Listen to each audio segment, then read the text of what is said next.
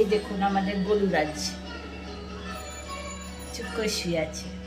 আমাদের গলুরাজের একটা কথা বলি, গলুরাজ রোজ বিকেলবেলা ঘুম টুম দিয়ে উঠে ওপরে শোয়, তারপর নিচে নামে, আই মশা ধয় না, মশা না, নিচে নামে, নেমে ও জল খায়, ওর বাটি আছে, ওই বাটি করে জল খায়। এটা প্রতিদিনের নিয়ম। ওই সময়টা ওনার খুব জল তেষ্টা পায়, উনি বাটি করে জল খায়।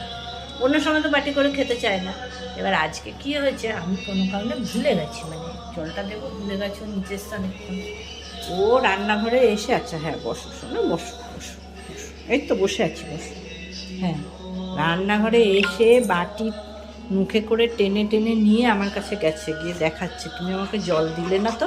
বলছি না শোনা, আমার অন্যায় হয়ে গেছে, আমি তোমাকে এক্ষুনি জল দিচ্ছি, আমি ভুলে গেছি শোনা।